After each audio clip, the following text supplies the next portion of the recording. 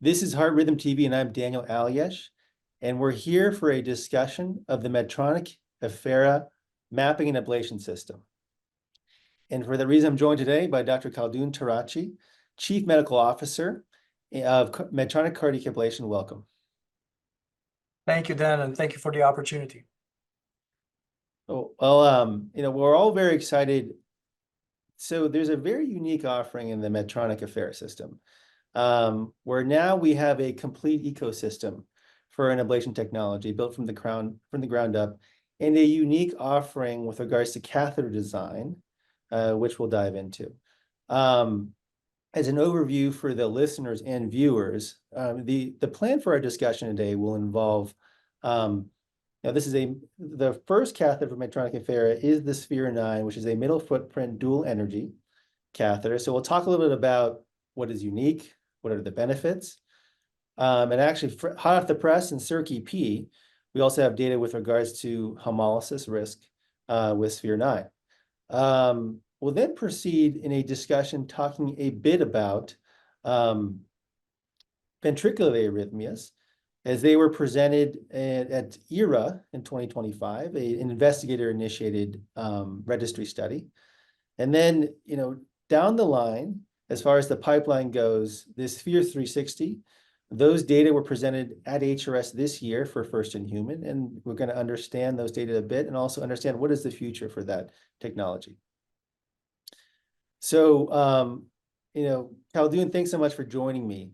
I want to start off with a discussion of, so Sphere 9 is part of a complete ecosystem with the Affera system. The Sphere 9 catheter is a 9mm middle footprint dual energy PF and RF catheter in a contained ecosystem in the Affera system. Can you talk to me a little bit about what are the benefits of offering that middle footprint as well as dual energy? Yeah, thank you, Dan. This is a great opportunity. Look, we often talk about the excitement about pulse field ablation, and this has mainly been driven by the safety profile of PFA compared to thermal in general and RF in particular. Yet we cannot talk about the energy without discussing the catheter and the design of the catheter. And the vision with Sphere 9 was always about how can we transform focal catheter ablation, and the compass has always been maximizing the safety and the efficacy of catheter ablation.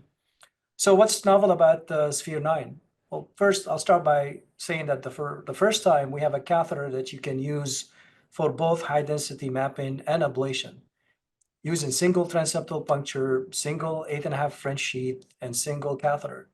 There's no need for double transeptal and no need for catheter exchange. And as you know well, both of these things can carry some risk as well when you double in the transeptal. And with catheter exchange, there's always possibility of inviting air bubbles to go into the systemic circulation.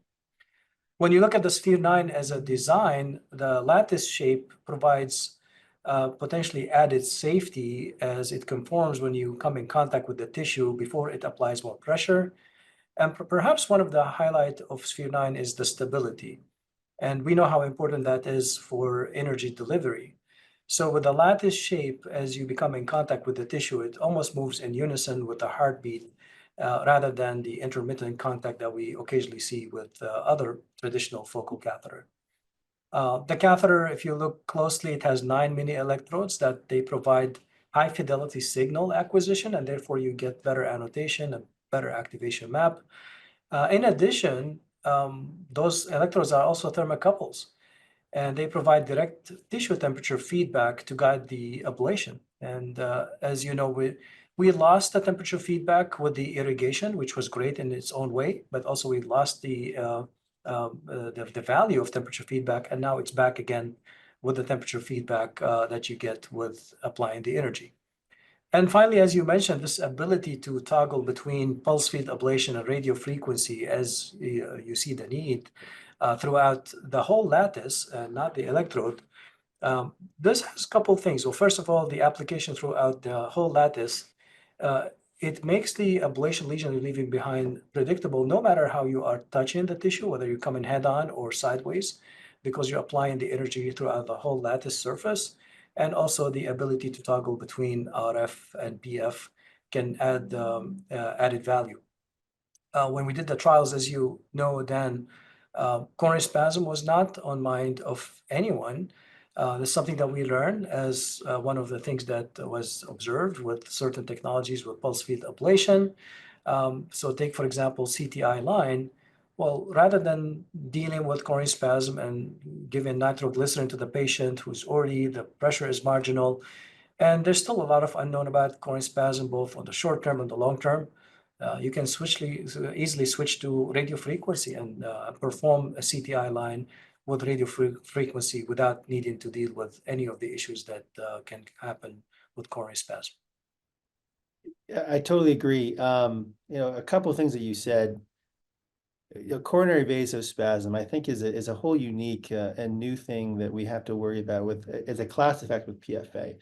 And I will say that, a couple of years ago, we didn't convene a focus group and of EPs and have them say, hey, I really want a new tool for helping me perform a CTI line. The promise for PFA was for improving safety, particularly in the left atrium, as well as maybe for some more complex ventricular substrates. And so now that we have, we want to be giving, 2-3 grams of nitroglycerin, we want to chase that with neosynephrine to avoid vasospasm, which can, in more extreme circumstances, cause issues. And that is something that is a calculus that EPs don't love to make. Additionally, we have Mark Tam's data published in JACC recently, which was presented at APHRS, where they talked about using OCT for a longitudinal assessment of the coronaries. And so, while there is intimal fibrosis and hyperplasia and non-obstructive lesions, there is a change regardless of whether you give nitroglycerin or not. So I think, as a word of caution, having this opportunity to say, hey, we can switch our energy source when we're close to coronary arteries, I think that can be very helpful. Now, I want to be clear, I'm not advocating for, and we know this, you don't RF on top of a coronary, okay? What you understand is we always knew a safe distance that we could deliver RF relative to a coronary, and with the ability to have more controlled lesions, we can direct our RF away from it. And right now, we don't understand what is a safe distance with PF. We don't understand what is a safe protocol even. Now, we do have some sense with nitroglycerin, but I think the story is yet to be written.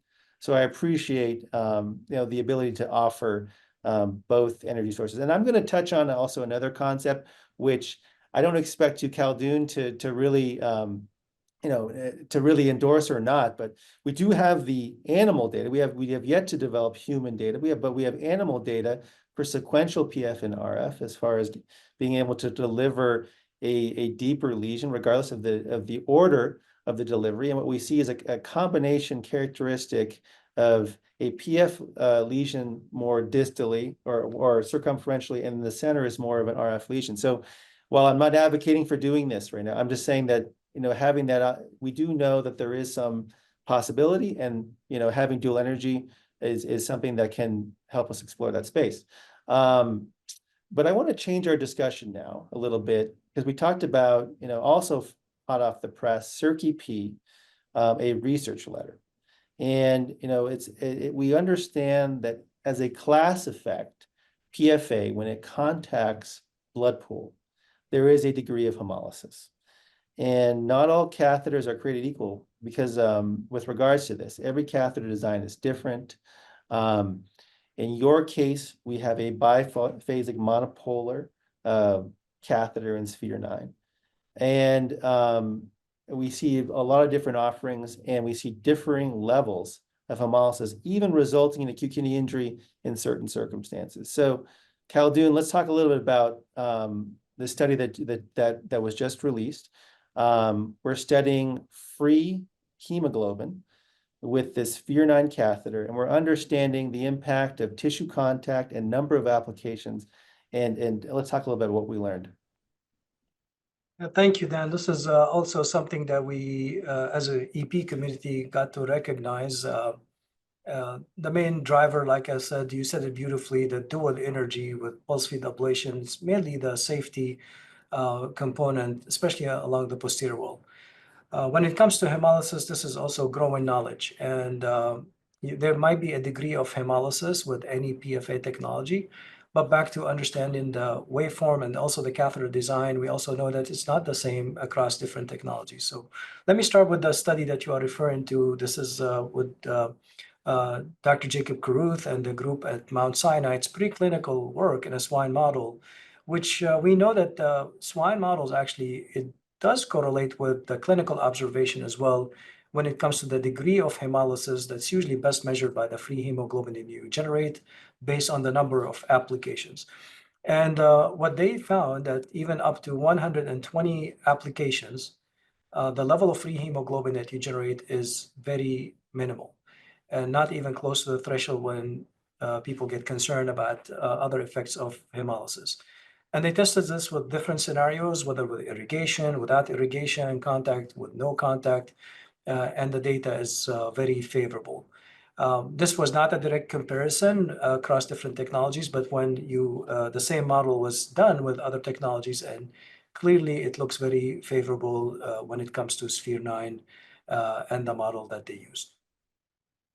Yeah, I was very, very heartened to read the study. It challenges my own thinking, just because, it was, I guess the dogma that had been developing was you should have tissue contact to avoid delivering PFA into the blood pool. But that did not have the effect that we thought here. We also thought it was a dose-dependent phenomenon, and we didn't necessarily see that. Now these data are heartening, but also something that we need to build on. I think it has to come down to the catheter design as well as the waveform design, how you choose to deliver that electrical field. But I think this is very, very unique and kind of a departure from what we had been saying over and over with other technologies. Yes, Dan, and maybe that opens another interesting conversation that about focal versus single shot catheters, and hemolysis is part of that conversation among others. So if we start with the nomenclature, many of the single shots technologies available now with pulse field ablation, they do require several repositioning and definitely more than one application. What makes you wonder about the terminology that we use. And interesting, when you look at data from Sphere 9, whether the European first in human or the Sphere persistent IDE trial, the number of applications to complete pulmonary vein isolation and the time that is needed to accomplish this is actually very similar and compared to studies looking at other single shot PFA technologies. So we have to also keep that in mind when it comes to catheter design and what do we mean by single shot versus focal. And perhaps more importantly is making sure that we are using the right technology for the right patient.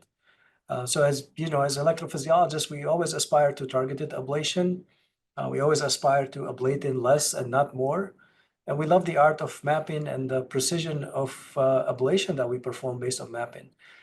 So this is part of the strength of the Affera as a system and Sphere 9, that versatility that it gives you to enable you to perform many of the ablation that's needed. And you'll be very equipped with tackling any atrial arrhythmia.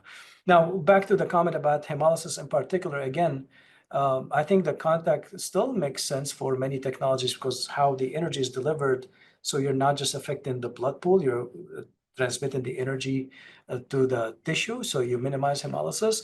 But in this preclinical data from Jacob and his team, probably because of the size of Sphere 9, it didn't make a big difference. And even whether you have contact or no contact, the degree of hemolysis was very mild and minimal.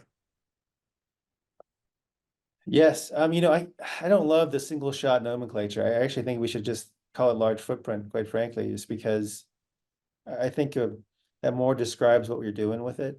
I think there are repositionings. I think there are, and it depends on what you want to target, whether a large footprint versus a middle footprint versus a small footprint. As we continue to evolve and attain second generation technology, I think we need to probably revisit that nomenclature.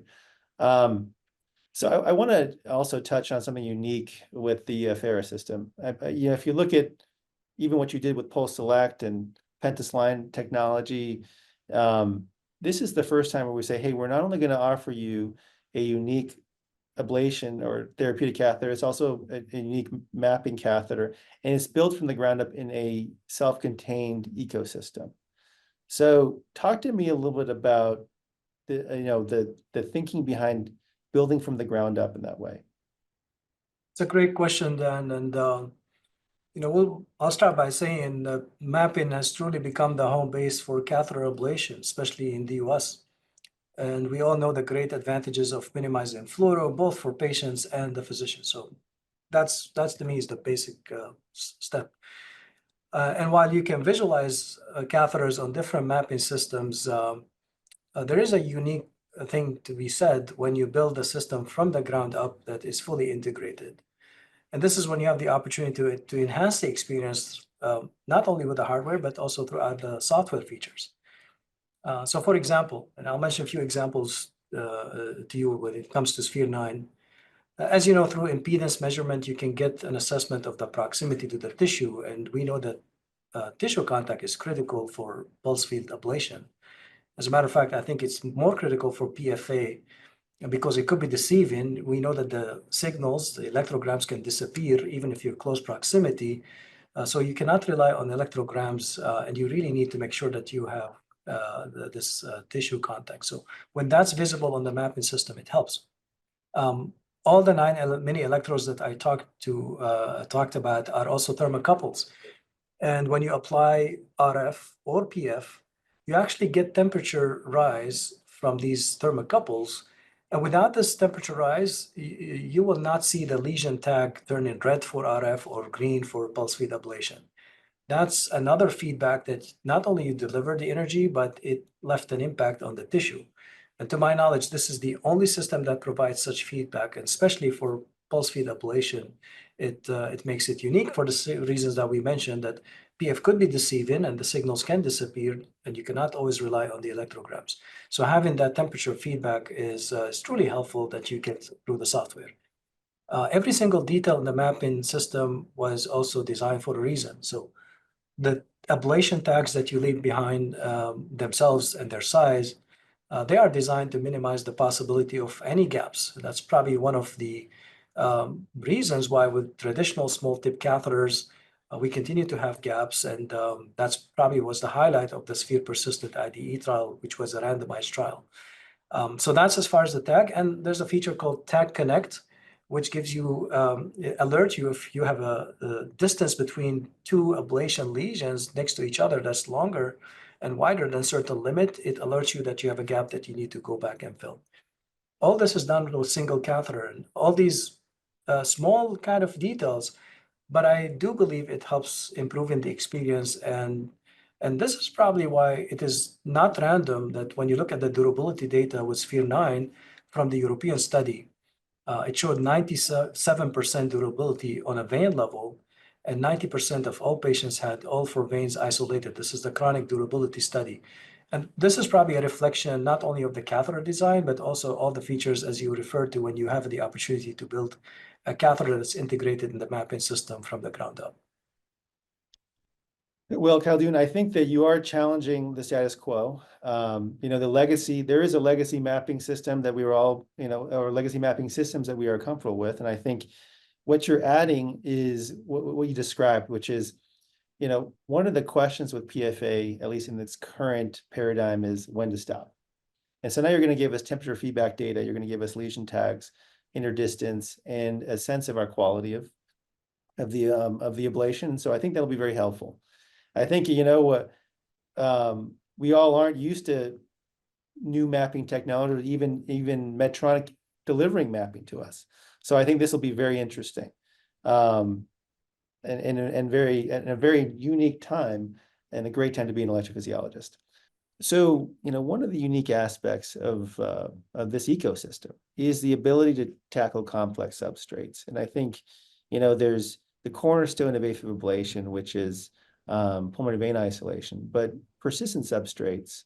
I believe there's no question that the veins are not enough. The question is, where do we go from there? And so, I think it's important to talk a little bit about the sphere persistence study that you all did, presented at HRS a couple of years ago. So why don't we touch on some of the unique aspects of that study and how it was designed, Khaldoun?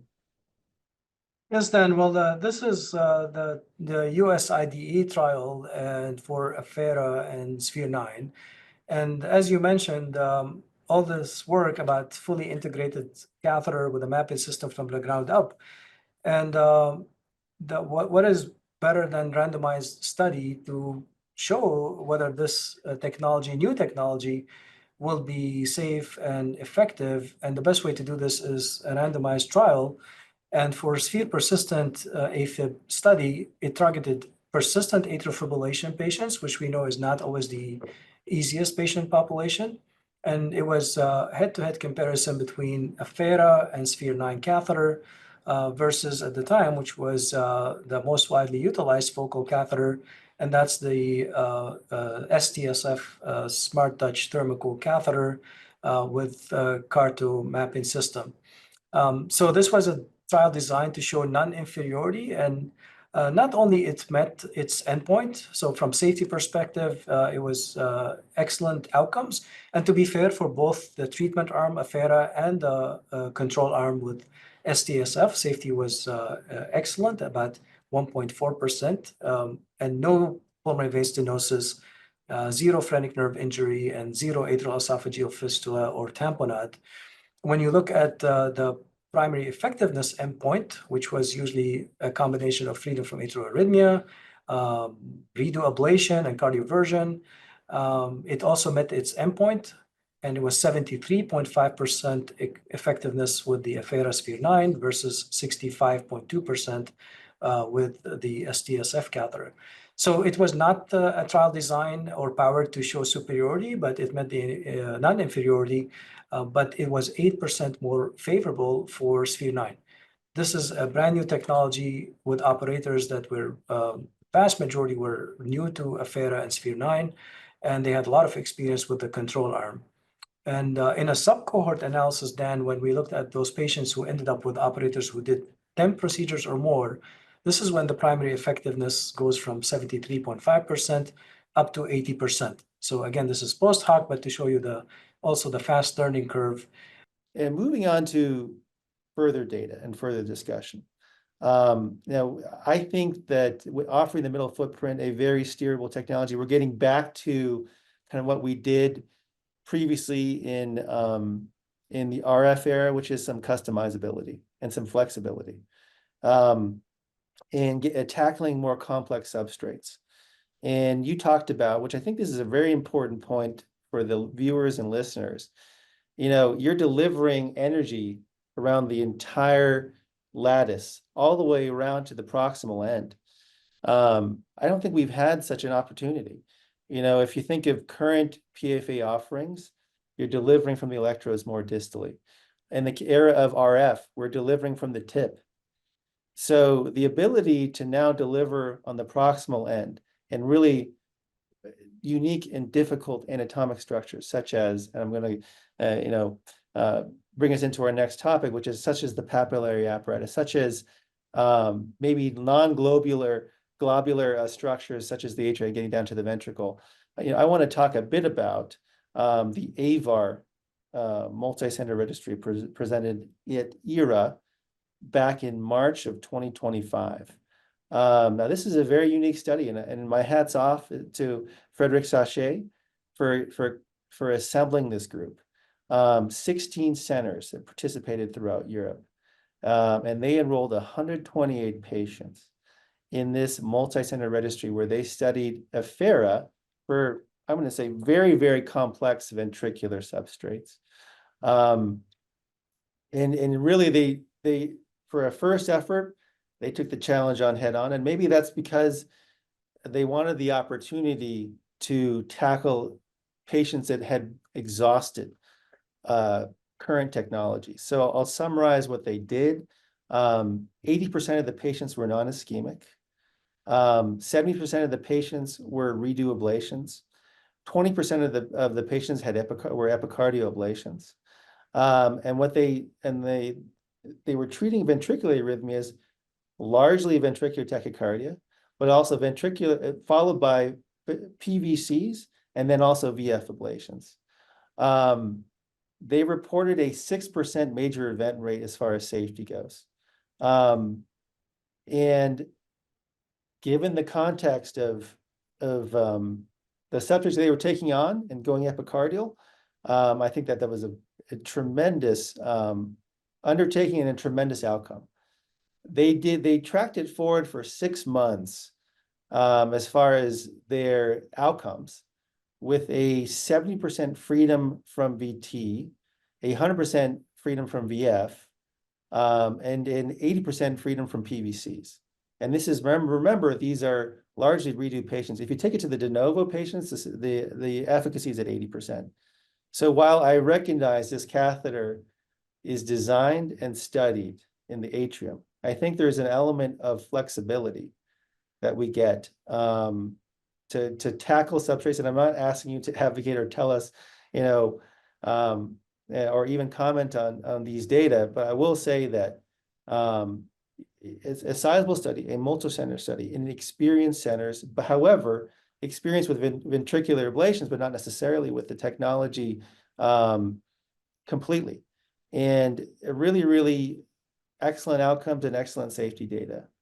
So I want to applaud the authors. I also want to say, hey, this is a somewhat neglected population, quite frankly, as we look to roll out PFA. And so I really am appreciative for efforts taken in this space. Then thank you. Let me start by reminding the audience that Affera and Sphere 9 is not yet approved for VT ablation in any geography globally. But it's of great interest for us at Medtronic. And I want to build on your comment that about the VT patient population. And we are all witnessing the advancement of catheter ablation technologies for atrial fibrillation, and we've seen little innovation to VT ablation to overcome the traditional barriers, and the outcomes have remained suboptimal, not where we like them to see, where long-term effectiveness is modest at best, no clear, consistent survival benefits with high complication rates and long procedure times. And the hurdles are common and well known to all of us. VT is either non-inducible in the lab or cannot be tolerated. We have a lot of good circulatory support devices that might get you through the procedure, but oftentimes patients have a hard time recovering from these tools. Mapping could be challenging and requires 2 catheters, which is very difficult to exchange, especially in the left ventricle, and often associated with ectopy while you're doing the mapping with multi-electrode catheters. Substrate modification could be an alternative, but substrates could be too extensive, and it's really difficult to modify a substrate that large using a small tip traditional catheter. And this is all before we get to the issue of the potential for PFA, but lesion depth with current technology has been limited, especially with inability to penetrate scar with thermal energies, specifically RF, which leads to inadequate ablation. So what's the promise of Sphere 9 when we reflect back on the features of Sphere 9? You have all-in-one mapping and ablation catheter. That's an advantage. The stability in a highly mobile structure like the left ventricle, the large footprint that potentially can enable you to modify a scar more efficiently, and also all what we talked about was signal acquisition and better activation map. And dual energy. I mean, RF is a fantastic energy source. It's different waveform for RF than the one for atrial tissue. And the promise with PF that it's an ability to potentially penetrate scar better than thermal technologies. So that's why we're excited about VT. We see the potential, and that's why we launched the VT early feasibility study in the United States. This is a smaller study of patients with scar-related VT from prior myocardial infarction, and looking at the safety and the effectiveness of using Sphere 9 with a Affera mapping system. Hopefully, it will be the foundation for a larger pivotal study to serve this patient population where the unmet needs are many, and there's a lot of potential for more innovation. Well, I appreciate it. Well said. I mean, VT is my passion, as is many VT ablators. We are all very passionate for this space because I think this is where we get back to the physiology and electrophysiology. I think that the impact that you can have on a patient life is incredible, and I mean, we cannot argue with the data that we see there. I mean, these are very challenging substrates with excellent safety and efficacy. So, I think this is, our discussion of Sphere 9, it's a very unique offering relative to what is the paradigm for PFA. The middle footprint, the flexibility, the mapping and ablation from a single catheter, the ecosystem, and the dual energy. Now I'll take us to our next topic, which was, not necessarily, so this is not necessarily available to the viewers, but this is the way forward. And I'll call it a large footprint as opposed to a single shot, based upon our discussion. But we discussed this, and Vivek Reddy presented this at HRS this year, the Sphere 360 first in human data. And 100 patients were enrolled in this study. And it was an iterative study because it was first in human, where you improved the waveform, pulse 1 to pulse 2 to pulse 3. And pulse 3 being the final waveform that was used on the final 50 patients, okay? And, I think that you can't help but really be impressed by the data. For 15 patients in the pulse 3 arm, you also put an implantable loop recorder for continuous monitoring. And what was found, number one, 0%, no major safety events. I mean, I think that is always what you want to see. I mean, when you're looking at the PFA technology, because the promise of PFA is safety above everything else. I always say, hey, this is, when you do first in human data, it's a very controlled environment. We have to see with future studies, but this is very promising. A 98% PVI durability, and these are systematically studied and remapped. And then in the pulse 3 arm, we're looking at an 88% efficacy for freedom from AFib.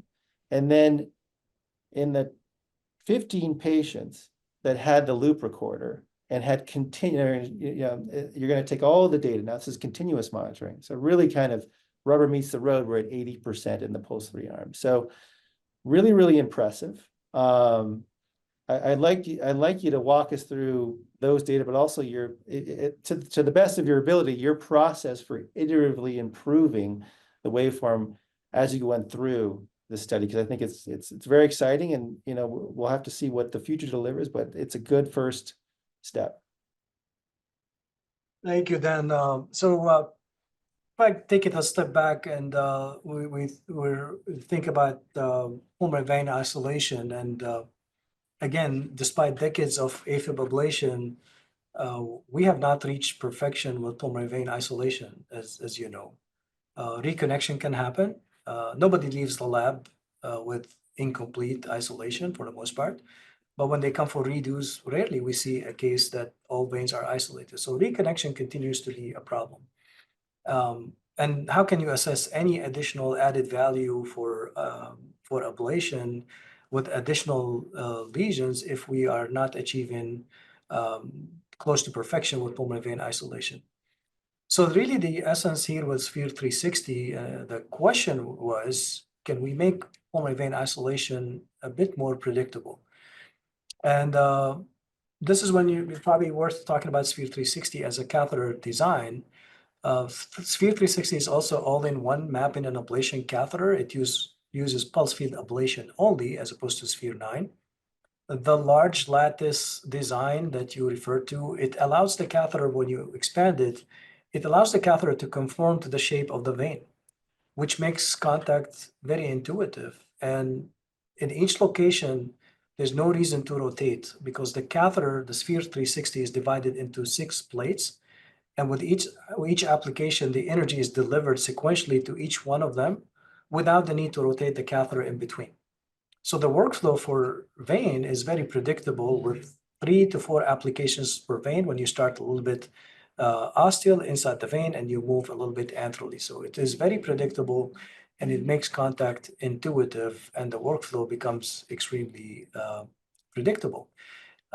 So with all these features, as you mentioned, it was no surprise that with the evolution of the waveform, and you look at pulse 3, probably the best in class when it comes to durability, longer term durability, with 98% of veins remained isolated and 93% of patients had all four veins isolated. And this is where I do want to highlight the value of those durability studies, Dan. If you just use the clinical outcomes of all these patients, the 100 patients, which included Pulse 1 and Pulse 2, Pulse 3, you'll see that the full cohort, when it came to chronic freedom from atrial arrhythmia recurrence, it was 82% success. So it was equally good across all the pulses, and you could have stopped at Pulse 1 or Pulse 2. But when you see the durability data, you recognize there's a potential for improvement, and that's what led to the team with the R&D team to enhance the waveform, enhance the delivery, and clearly it made a difference with the durability. So when you look at the clinical success with freedom from atrial arrhythmia, it was 82% for the full cohort. And when you look at Pulse 3, it was 88% freedom from atrial arrhythmia. And that's probably one of the added value of the durability studies in enhancing the waveform. You mentioned that 15 patients who had implantable loop recorders. We wanted to challenge ourselves a little bit and monitor through continuous monitoring.